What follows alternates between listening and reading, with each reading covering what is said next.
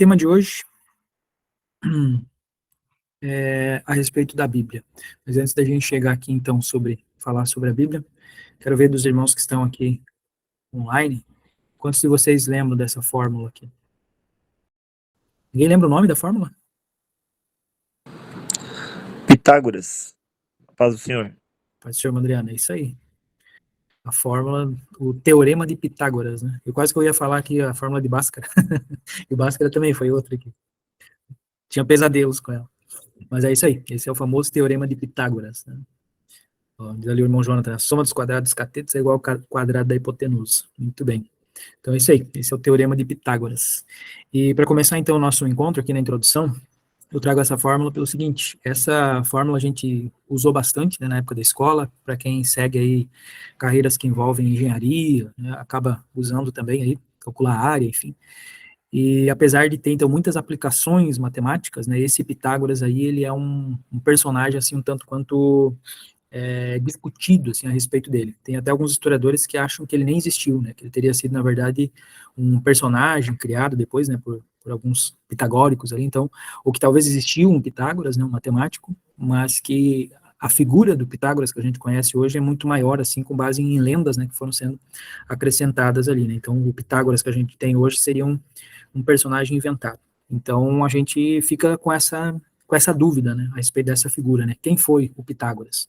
Só que isso é uma questão, assim, mais teórica, mais filosófica, porque na matemática ninguém quer saber quem que inventou o teorema, né, simplesmente você vai lá e você usa e você aplica. E aí, nesse caso, vem um questionamento, assim, então o que vale mais? Será que vale mais a obra que a pessoa faz, ou vale o autor? Você saber quem foi o autor daquilo ou o uso, a prática que aquilo pode trazer? Então, a melhor resposta aqui, inclusive a resposta que o irmão Jonathan está escrevendo ali, ó, que depende do contexto, né? E é justamente essa resposta que eu coloquei aqui, ó. Então, o que é mais importante, obra ou autor? Depende. E no caso do Pitágoras, esse depende, ele vale no sentido assim, é prático. Então, não importa se ele foi um mago, se ele foi um sábio, se ele foi um matemático, né? O que importa é que funciona. A fórmula dele é aplicável, ela é testável, ela é precisa, né? E aí a gente utiliza ela. Então, nesse caso, vale mais a obra, né? Vale mais a fórmula. Mas quando a gente usa isso para analisar Jesus, então você pega a mesma situação, né? Mas aí a resposta muda.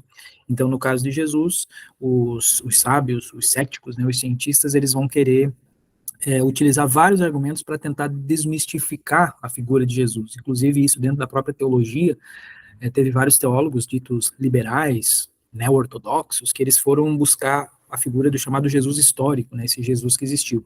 E aí, de certa forma, muitos deles trouxeram um Jesus diferente. A gente vai ter um encontro aqui que a gente vai estudar mais sobre Jesus, né? Vamos abordar essa questão. No caso, nosso encontro hoje é sobre a Bíblia em si, né? Então, pelo fato deles quererem desmistificar essa figura de Jesus, Jesus enquanto Deus, enquanto Filho de Deus, eles vão justamente tentar dizer que a Bíblia ela é inverídica, que a Bíblia é falsa, que a Bíblia tem problemas, tem erros, né? Então, no caso de Pitágoras, o que importa é que a obra dele está ali.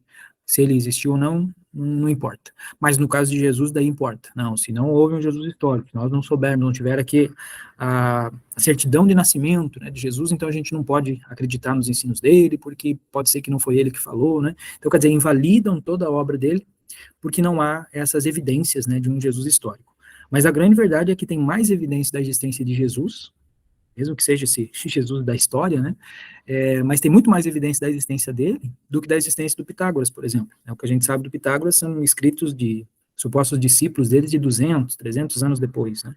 E de Jesus, o Novo Testamento, ele está sendo escrito ali, os evangelhos, se não me engano, a partir de 30 anos depois, né, já começou a circular ali o evangelho de Marcos, e as próprias cartas né, do Novo Testamento. Então, quer dizer, é muito recente, muito próximo, assim, a existência de Jesus e a existência dos escritos que tratam dele. Então, nesse sentido, irmãos, vamos aqui para o próximo slide, eles querem validar o autor através de transformar a obra onde é apresentado esse autor, né, como uma obra inverídica. Então, nesse encontro, a gente vai buscar trazer alguns argumentos aqui históricos e literários também, que mostram, né, a veracidade da Bíblia. E aí, com isso, a gente já vai pavimentando aqui um caminho para chegar no próximo encontro lá e trazer também a própria veracidade, então, de Jesus. Vamos começar aqui com a nossa declaração de fé. Então, de acordo com a declaração de fé aqui da Assembleia de Deus, inclusive eu penso que seja uma boa sugestão aqui, se algum dos nossos professores aí não leu ainda, né, não possui, tem uma versão online, né, no próprio site lá da CGADB, mas é bem baratinho também aí, acho que até na loja da Bíblia aqui em Joinville deve encontrar ali para adquirir, né. É um livro onde está bem sintetizada, então, né, o nosso credo, né, nossa declaração de fé. Eu acho que é muito importante que todo professor tenha essa obra, né, para consulta, tenha lido também essa obra, né, para ir solidificando, né, pegando os versículos ali que embasam, né, por que nós cremos naquilo que cremos. Então, da declaração de fé, a gente extraiu aqui 3 características da Bíblia. A primeira, muito importante, é que a Bíblia, ela é a palavra de Deus. Acho que até coloquei em maiúscula o por quê? Muitos teólogos recentes, assim, lá dos anos 50, 60 em diante, eles começaram a utilizar uma outra palavra, dizendo assim que a Bíblia, ela contém a palavra de Deus. E aí, nesse caso, se ela contém a palavra de Deus, quer dizer que nem tudo que está escrito na Bíblia é a palavra de Deus. E aí a gente começa a perder, assim, aquela certeza, né, de que, eu vou abrir a Bíblia aqui e ela vai falar comigo porque ela é a palavra de Deus. Você começa, talvez, a questionar esse versículo aqui, será que, de fato, ele é a palavra de Deus? Ou ele é uma daquelas partes que a gente pode dizer que foi um erro, que foi algo que foi acrescentado posteriormente, né, que não estava sendo inspirado ali pelo Espírito Santo. Então, tu vê que tu perde a segurança, né, de acreditar na palavra de Deus, porque nem tudo que estaria nela seria a palavra de Deus. Dentro, inclusive, do movimento da neo-ortodoxia, tem alguns teólogos ali, como, por exemplo, o Paul Tillich, que é bem famoso, assim, até nos meios assembleianos, assim, a teologia dele é boa, assim, em alguns aspectos, né, mas nesse ponto, por exemplo, ele peca, porque ele diz o seguinte, que a Bíblia, ela contém a palavra de Deus, e quando nós lemos, através da iluminação do Espírito Santo, ela passa a ser palavra de Deus. Ou seja, tem determinados versículos que eu posso estar lendo, e naquele momento Deus está falando comigo através daquele versículo. Então, naquele momento, o contexto todo fez com que aquele versículo se transformasse em palavra de Deus.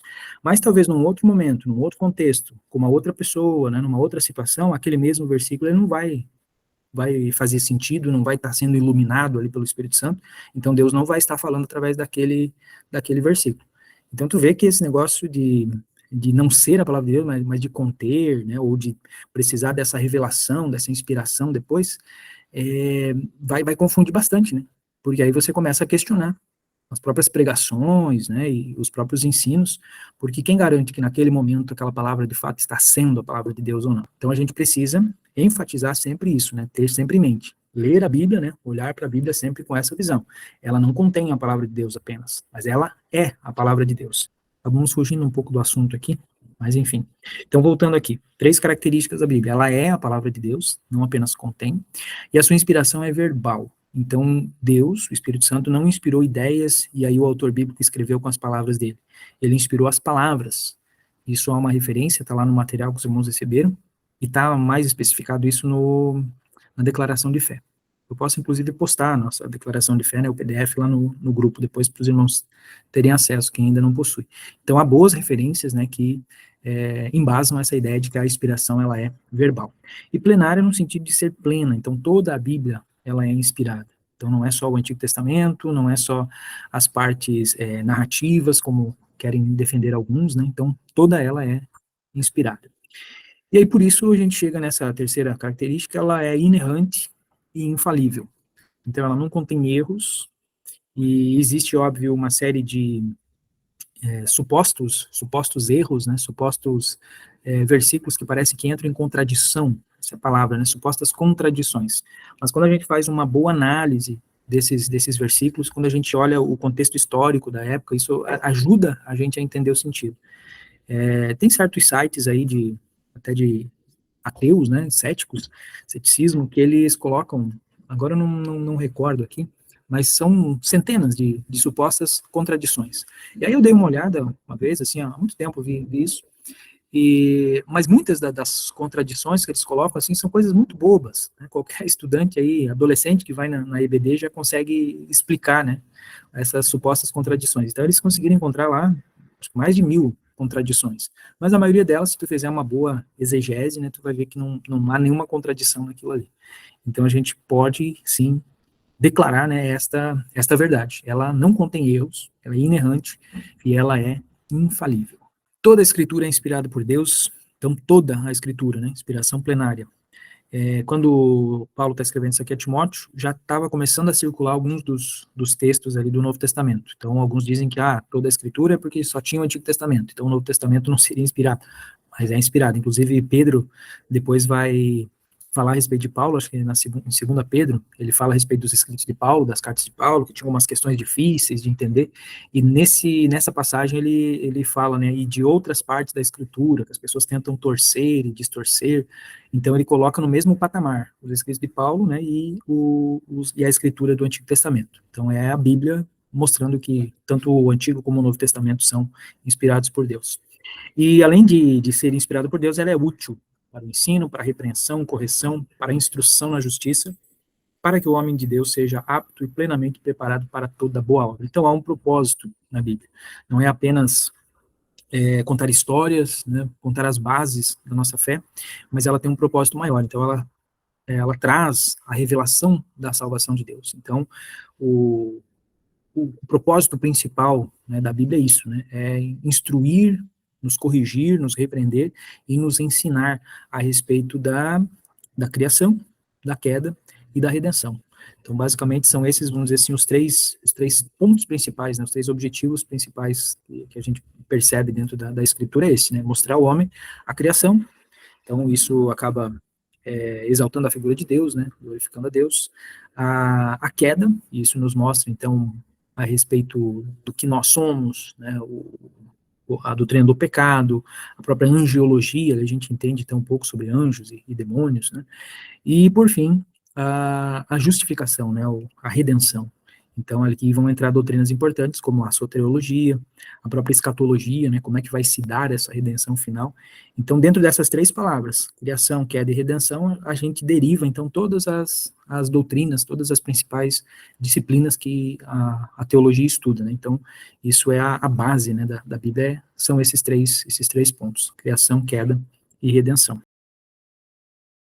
A gente aqui não teria tempo para analisar todos os argumentos que já foram utilizados pelos céticos, então esses 3 aqui seriam os principais questionamentos ou argumentos. E a gente vai responder eles na sequência. Bom, o primeiro, então, a respeito de ser uma ficção. Como é que a gente responde essa pergunta dizendo que eles estão errados, que a Bíblia não é uma ficção? Primeiro que a gente vai ver aqui autores não cristãos que atestam a veracidade da Bíblia. Porque se de fato ela fosse um livro cristão, ou um livro hebreu, enfim, a gente só teria autores hebreus e cristãos que acreditassem na Bíblia, né, ou que acreditassem, que trouxessem ela como verdadeira. Então, o primeiro deles aqui, bem conhecido, é o Flávio Josefo. Ele é um historiador judeu por nascimento, mas ele vai acabar sendo capturado a princípio. Ele provavelmente era alguém da nobreza judaica, e ele vai ser capturado naquele contexto das rebeliões judaicas ali do primeiro século. E ele vai começar a fazer parte da comitiva ali dos generais romanos, né, dos principais generais romanos. E a partir dali, então, ele vai, digamos, ganhar a cidadania romana, enfim, e vai começar a escrever. Então, é um livro muito conhecido, né, muito famoso, a história dos judeus. Eu sempre tive o sonho de comprar esse livro, mas sempre muito acima, assim, das minhas posses. Hoje até já tem umas versões, assim, um pouco mais em conta, né, mas ainda assim, ainda não consegui priorizar a compra desse livro. Mas a gente encontra, né, na internet, enfim, trechos desse livro e próprios PDFs, né, completos aí. Então, eu acredito que todos os irmãos, né, que já estudaram um pouco aí da história da igreja, um pouco da história da Bíblia, devem conhecer o Flávio Josefo. E o Flávio Josefo, então, dentro dos seus escritos, né, da história aos Hebreus, ele tem algumas passagens ali onde ele vai citar tanto a figura de Jesus, como também a figura dos cristãos. Então, é óbvio que há um certo debate, alguns céticos, eles dizem assim, não, vamos invalidar o Flávio Josefo, porque esse autor, ele foi adulterado, então teria sido trechos que foram colocados posteriormente, né? Mas já há cópias antigas desses livros dele que mostram esses mesmos trechos, então não é um argumento assim a se levar em conta. Então ele fala, por exemplo, sobre Jesus, que teria sido morto pelo Pôncio Pilatos, né, na época do Pilatos, fala a respeito dos milagres que o povo atribuía então a Jesus, né, que Jesus era alguém que fazia milagres, e que também os seguidores diziam que Jesus havia ressuscitado. Então ele não afirma textualmente que Jesus ressuscitou, mas ele afirma, ele confirma a pregação dos primeiros discípulos, né, de que Jesus havia morrido e ressuscitado. Então é um registro importante, né, interessante aqui, de alguém que não era cristão, que era judeu, mais romano do que judeu, né, e que ainda assim ele atesta, né, comprova aqui o relato bíblico. Um outro exemplo é o Cornélius Tácito, ele é um escritor romano, e ele vai falar a respeito da execução de Jesus na época do imperador Tibério. Então, Tácito, ele é alguém, não foi contemporâneo de Jesus, né, ele vai nascer em 56, mas ele vai contar a história, crônicas, né, do Império Romano. E quando ele fala a respeito do imperador Tibério, ele faz essa menção, então, a respeito da execução de Jesus. Outro historiador aí romano é o senhor Plínio, Plínio o Moço. Tem um outro que é Plínio o Velho, mas esse é o Plínio o Moço, nasceu em 61. Ele é um autor que fala em detalhes sobre a vida de alguns discípulos, alguns cristãos, então, ali do primeiro século. Então, confirmando o relato do livro de Atos, confirmando o contexto histórico ali das epístolas.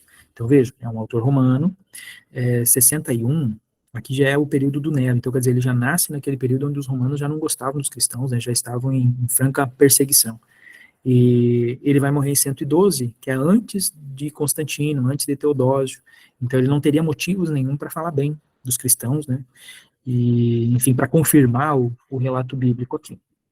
Da mesma forma, Suetônio, também é do primeiro século, nasceu em 69, é um historiador romano, tem um livro, então, chamado A Vida dos 12 Césares, onde ele analisa, então, os primeiros imperadores, e ele vai mencionar um certo Crestos, então ele não fala exatamente a palavra Cristo, né, mas ele usa essa palavra Crestos, que pode ter sido como ele era romano, né, não conhecia a língua hebraica, enfim, pode ter sido a forma como ele achou que seria a grafia, então, de Cristo, né, como seria ali o nome de Jesus. E esse certo Crestos, ele tinha seguidores entre os judeus que moravam em Roma, tanto que ele vai, nesse livro A Vida dos 12 Césares, quando ele está falando a respeito do imperador Cláudio, que inclusive em Atos, capítulo 18, menciona, né, ao falar de Priscila e Áquila, que eles haviam sido expulsos de Roma quando Cláudio colocou lá o edito, então, expulsando os judeus dali. E ele vai mencionar que esse edito acontece justamente porque esses judeus estavam instigados por um certo Crestos, provocando muita quebradeira, né, na cidade de Roma. E aí o imperador Cláudio teria expulsado todo mundo. Então isso confirma o relato ali de Atos 18 e amplia, né, então um pouco ali o contexto. E o que a gente pode entender? Que Suetônio, sendo romano, ele também não via essa distinção ali entre os judeus e os cristãos. Porque quando o cristianismo começa, eles vão colocar o cristianismo como uma seita do judaísmo. Era chamado de a seita dos nazarenos, né? Então eles olhavam, quem olhava de fora achava, isso aqui é uns judeus que estão querendo praticar um judaísmo um pouquinho diferente dos demais. Então é uma seita do judaísmo. E aí, a gente lendo o livro de Atos, a gente vê que os judeus viam que aquilo era algo novo, né, uma religião nova, e estavam batendo de frente contra aquilo. E isso, então, provocou uma série de problemas lá em Roma. É possível até que esses primeiros romanos, então, que vão trazer esse problema para o Cláudio lá, né, tenham sido pessoas que foram alcançadas por Atos 2, né, no dia de Pentecostes, então se converteram lá naquela pregação de Pedro, e aí terminadas as festividades ali em Jerusalém, eles voltam para Roma, né, talvez já morassem lá, e acabam levando essa doutrina lá, e alguns anos depois, talvez 5, 6, confusa essa datação de quando foi, né, o Atos 2, mas o edito do Cláudio é 41 depois de Cristo. Então, alguns anos depois, vão acabar gerando essas disputas, né, judaicas e cristãs em Roma, que vai acabar expulsando eles ali. Então, vamos em frente. Então, Suetônio é mais um historiador romano, que também não teria motivo algum, né, para relatar aqui a respeito de Jesus, ou dos cristãos, enfim, mas que, de forma indireta, né, ele acaba confirmando aqui também o relato bíblico. E por fim temos Luciano de Samosata. Esse aqui é um autor sírio, já do século II, então ele nasceu em 125 depois de Cristo, e ele falou dos cristãos como adoradores de um homem que foi crucificado por seus ensinos. Então é mais um relato de um autor não cristão, um autor muito próximo dos eventos, por exemplo, que Atos mostra, né, e que ele, de certa forma, confirma, então, o relato dos escritores ali do Novo Testamento, né. Então, isso aqui já é uma prova, então, de que a Bíblia não é uma ficção vinda aí de autores hebreus ou até de autores cristãos. A gente poderia ampliar essa pergunta, né, esse argumento, porque ao questionar o Novo Testamento, eles dizem que é uma ficção oriundamente de escritores cristãos. E ao colocar o Antigo Testamento, então, seria de autores judeus. E, além disso, nós temos também algumas descobertas da arqueologia. Deixa eu só ver como é que eu vou abrir aqui. No material que os irmãos receberam, tem ali todos os links, e aí vocês podem abrir aí no celular, no seu computador, para ver depois com mais detalhes, né? Tem muitos eventos bíblicos que pessoas, personagens, povos, que apenas a Bíblia falava deles. Então, conforme a arqueologia foi avançando, eles foram descobrindo que a Bíblia tinha razão. Então, deixa eu ver se eu consigo transmitir outra guia aqui, para a gente ver pelo menos um desses links ali. Vamos ter outra moeda aqui embaixo. Esse aqui é um selo também, onde temos a inscrição aqui, ó, pertencente a Ezequias, filho de Acás, rei de Judá. Então veja que era uma espécie de documento oficial, né, aliás, de selo para selar aqui os documentos oficiais, e comprovando então aqui a existência do rei Ezequias.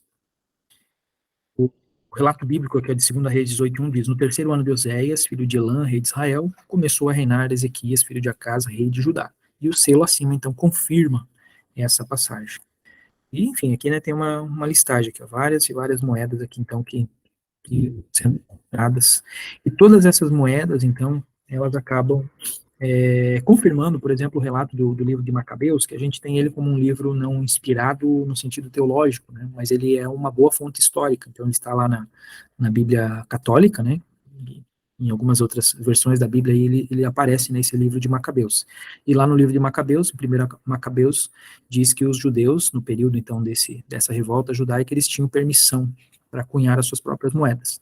E alguns historiadores questionavam isso, dizendo que era uma invenção, né, uma ficção desse livro de Macabeus, porque os romanos não costumavam fazer isso com outros povos. E aí, o encontrar dessas moedas todas aí, né, através da arqueologia, então confirma que estava correta essa interpretação. Nosso quarto ponto aqui do slide, que são a evidência dos hititas. Então, os hititas eram um povo que não havia nada no registro histórico, não havia nenhum outro povo que havia tido um contato com essa nação, então só a Bíblia falava deles. E aí também foi encontrada evidências, né, da existência desse povo. Então tem alguns aqui, né, apenas para fins de curiosidade mesmo, né? Mas se nós formos procurar, a gente vai encontrar muitos exemplos aqui, então, de descobertas arqueológicas que comprovam a veracidade da Bíblia.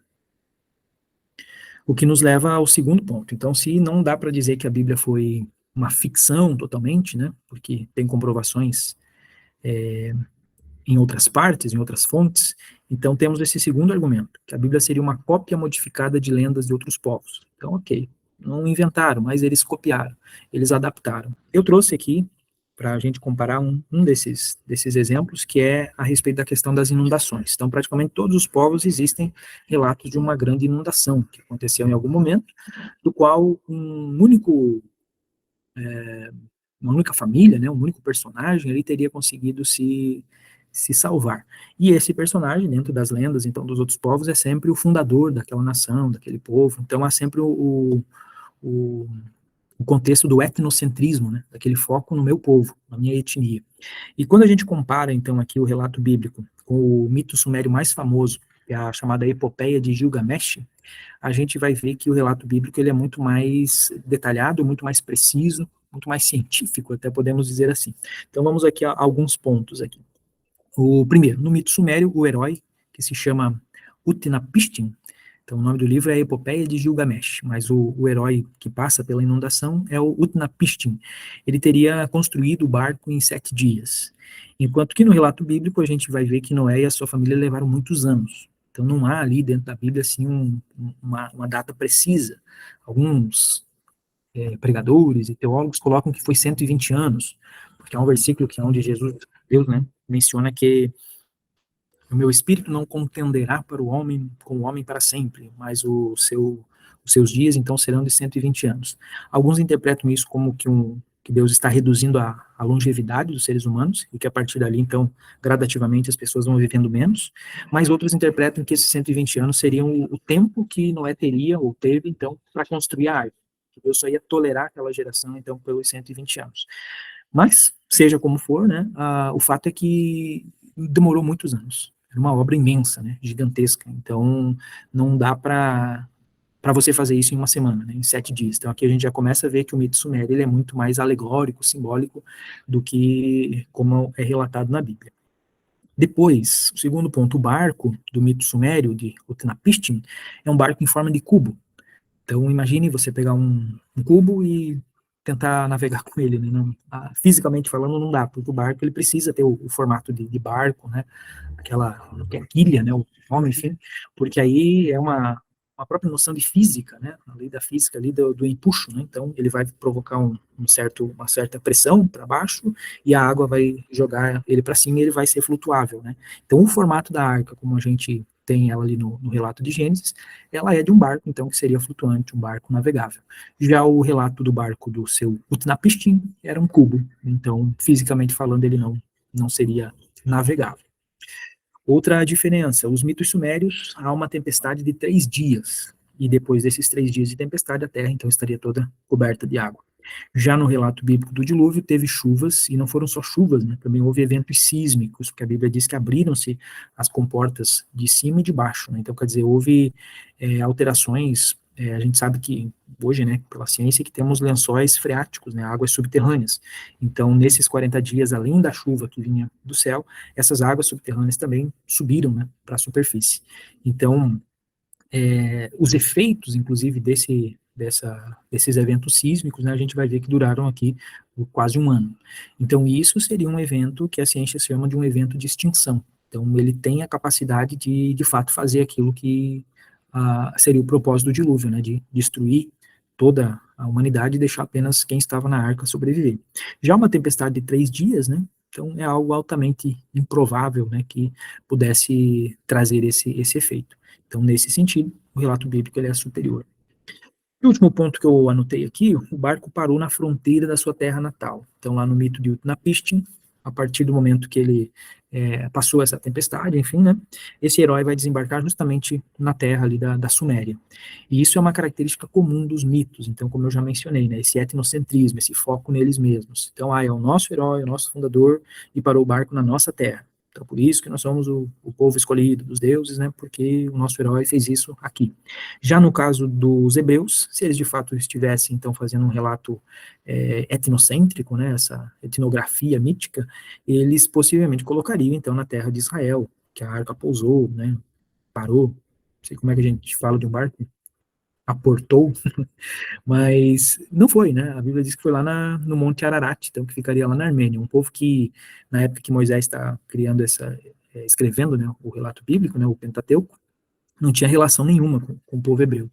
Então, é mais um argumento a favor de que esse seja, de fato, um relato verídico. Ele não está puxando nada para cá, então ele não está alterando, não está copiando, ele está simplesmente contando a verdade.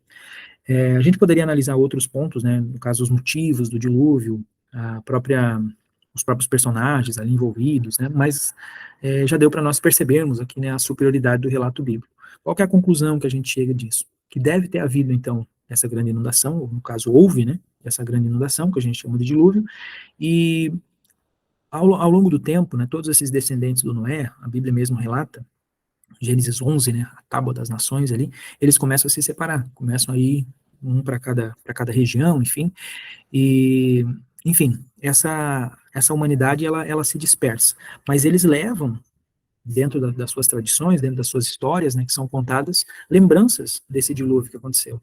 Mas, com o passar do tempo, vai acontecendo ali uma espécie de um telefone sem fio histórico, né? Vão modificando. Então, vão alterando os dias, alterando a formato da arca, por exemplo, né? Quem era esse personagem, quem era o Noé. Então, tudo isso vai se perdendo, porque, como diz o ditado, né? Quem conta um ponto aumenta um. Não, quem conta um conto aumenta um ponto, né? Então, isso tudo foi se perdendo os detalhes. E aí, séculos depois, ou talvez até milênios depois, né, gerações depois, Deus, ao revelar a Moisés o Gênesis, então Deus conta para ele como que de fato aconteceu. Então, por isso que o relato do Gênesis ele é mais preciso, ele é mais verdadeiro, porque ele é fruto de uma revelação divina. A Deus que viu aquilo acontecer, que fez aquilo acontecer, contando para Moisés como a coisa aconteceu. Então, por isso que Moisés vai registrar a verdade, porque há uma revelação. Já os outros povos, eles têm uma memória, né, algo que foi passado de pai para filho, mas foi se perdendo a simbologia daquilo, né, o significado de tudo aquilo. E a gente pode dizer até por uma questão da própria atuação de Satanás, né, de tentar distorcer isso, de tirar o foco de Deus, né, afastar cada vez mais o homem de Deus. Então, o relato bíblico, ele é superior porque ele é a verdade, ele é fruto de uma revelação. Há semelhanças? Sim, mas as diferenças, elas são muito maiores, e as diferenças comprovam, então, que o relato bíblico é o verdadeiro.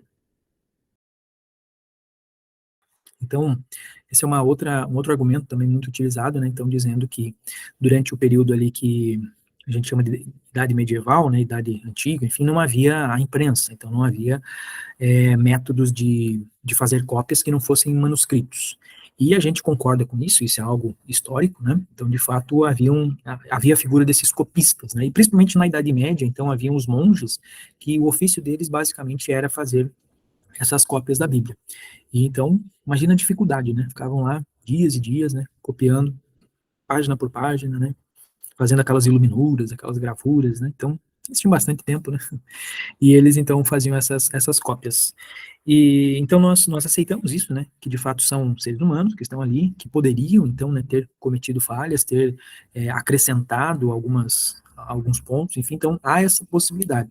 Porém, nós entendemos que se há inclusive um versículo paulino, né, que o mesmo Deus que começou a pôr a obra, né, é poderoso bastante para dar continuidade, para levar a um bom término. Então, o mesmo Deus que inspirou a criação da Bíblia, a escritura da Bíblia, ele também tem poder o suficiente para preservar ela.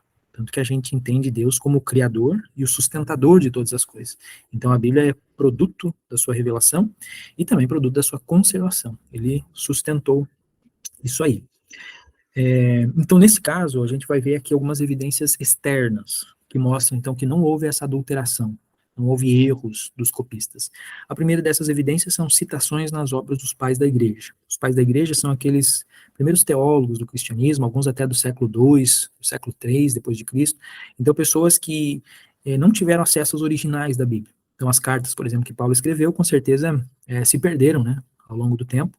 Inclusive, boa parte delas, as epístolas pastorais, né, por exemplo, João, Pedro, todas elas eram cartas que deveriam ser enviadas, né, copiadas e enviadas para outras congregações, para outras igrejas. Então, nesse processo, o original acabava se perdendo, até pelo próprio uso, né, você vai lendo muito. Eu tenho essa Bíblia aqui, por exemplo, uma Bíblia que eu ganhei do meu sogro, tu vê que ela já tá feia já aqui, ó, tá com umas manchinhas, acho que é tipo um mofo aqui.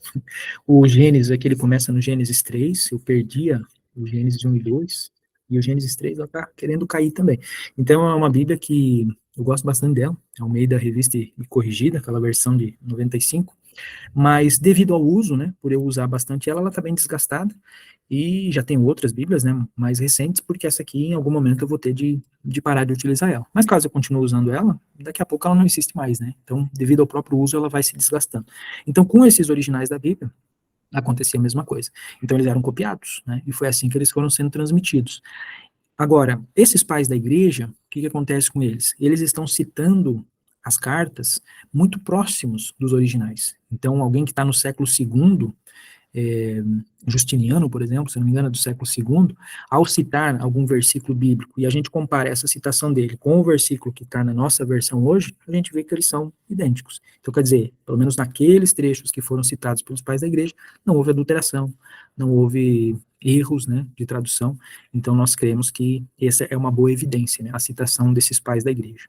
Mas, além deles, também temos muitos manuscritos preservados, alguns manuscritos do século II, século III, tanto do Antigo como do Novo Testamento. E aqui, óbvio que os irmãos devem conhecer, né, os manuscritos do Mar Morto, que é uma história bem interessante, eu acredito que todos sabem, mas para quem não sabe, fica aí a dica para pesquisar, né, como é que foi a descoberta desses manuscritos. Mas são manuscritos de antes de Cristo, que eles mostram, então, o Antigo Testamento que, por exemplo, Jesus provavelmente utilizou ali, né. Então, quando a gente compara esses manuscritos preservados lá, o manuscrito do Mar Morto, por exemplo, com a Bíblia que a gente tem hoje, a gente vê que eles são idênticos. Então, essas evidências externas são evidências bem fortes, né, para que a gente entenda que não houve essa adulteração medieval. E além das evidências externas, temos evidências internas. Então, o próprio texto bíblico, usando a lógica, a gente já começa a encontrar essas evidências. A primeira que eu menciono aqui são a questão das contradições. Então, as aparentes contradições dos evangelhos, se os monges copistas aí medievais, de fato, quisessem adulterar, era muito simples para eles terem corrigido essas supostas contradições. Por exemplo, na questão do cego de Jericó. Há relatos em dois evangelhos, né, a respeito desse milagre. Num dos evangelhos fala que era um cego, e o outro evangelista diz que eram dois cegos. E um dos evangelistas diz que estava na entrada de Jericó, e o outro evangelista diz que estava na saída de Jericó. Aparentemente uma contradição, né? É uma daquelas contradições que vai estar no site lá dos céticos como erros, né? Contradições da Bíblia. Quando a gente analisa o contexto, a gente vai ver que não, que na verdade Jericó tinha duas Jericós, né? Tinha a Jericó nova e a Jericó antiga, vamos dizer assim, o centro e a Jericó externa. E aí, quando você está entrando na Jericó antiga, você está saindo da Jericó nova e vice-versa, né? Então, depende do ponto de vista do evangelista, né? Você pode estar entrando na saída da cidade ou na entrada da cidade. E uma questão cultural explica se seria um ou dois. Então, por exemplo, se fosse um casal de cegos, e sendo Mateus, por exemplo, um escritor escrevendo para os judeus, ele talvez destacaria apenas o marido, né, o masculino, o indivíduo masculino, e não citaria a mulher, porque dentro da cultura judaica, então muitas vezes a mulher ela não era citada, né? Então, isso, quando você analisa esse contexto cultural, pode ser uma justificativa, uma explicação. Então, você resolve essa contradição dessa forma. Poderia ser um casal, então o evangelista diz que era um cego, porque o outro, culturalmente, então, não seria citado. Já o outro evangelista, se eu não me engano é Lucas, ele já não tem essa visão, ele era grego, né? Então, ele já tinha uma outra cultura. Então, dentro de um outro contexto cultural, ele vai citar os dois. Mesma coisa se fosse uma criança, né, ao invés de uma mulher, enfim. Então, são algumas explicações, né, que a gente pode ter. Mas, enfim, se os monges quisessem, então, de fato, adulterar, era muito simples para eles terem corrigido, então, essas supostas contradições, porque são coisas que acusam a Bíblia agora, mas já se acusava desde de antiguidade, né, desde antigamente. Então, eles poderiam ter corrigido isso. Não fazer isso é uma prova, então, que não houve essa adulteração. Esse material que eu estou utilizando com os irmãos aqui, por exemplo, é um material que eu já utilizei ele, né, no Discipulado Jovem, e já passou assim por várias versões. E agora eu estou usando ele aqui com os irmãos, e eu já vou corrigindo certas coisas, já vou encontrando erros, né, porque a cada vez que você vê algo errado, algo que mudou, enfim, você vai melhorando, né. Então, se de fato eles quisessem adulterar, eles teriam feito isso, né, teriam corrigido. Outro ponto aqui, as doutrinas extrabíblicas. Então, eles poderiam muito bem, lá no livro de Atos, quando fala ali a respeito da ascensão de Jesus ao céu, né, poderiam ter incluído ali uma assunção de Maria.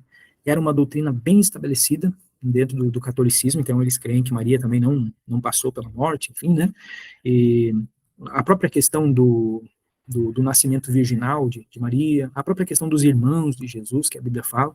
Então, se esses monges católicos quisessem puxar a sardinha para eles, né, quisessem de fato adulterar, eles teriam incluído essas doutrinas. Poderiam ter colocado Jesus ensinando a respeito de purgatório, né, e nada disso foi colocado. Eles preservaram, eles mantiveram, então, o texto da mesma forma que eles receberam.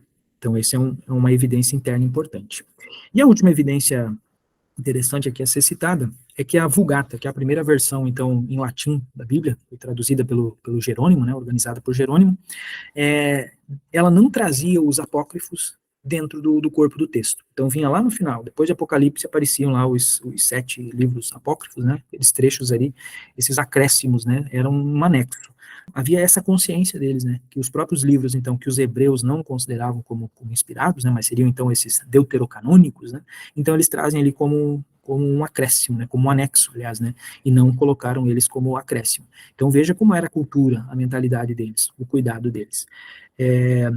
A gente fala muito, né, por sermos protestantes, reformados, então a gente exalta bastante aqui a figura dos reformadores, a figura dos evangélicos posteriormente. Mas nós precisamos entender que a igreja de Cristo, ela não está restrita a uma placa de igreja, a uma placa denominacional, a um único movimento, né? A igreja de Cristo é os salvos, os escolhidos em todas as eras, em todas as denominações, né? Então, haviam sim pessoas usadas por Deus dentro da Idade Média, dentro do catolicismo, que ajudaram a preservar, então, o texto bíblico. E aí Deus não permitiria, então, esse tipo de adulteração acontecendo. Então, essa é a melhor resposta, né, para esse argumento, para esse questionamento. Há evidências externas, há evidências internas, mas, acima de tudo, há o poder de Deus em preservar, em sustentar a sua palavra.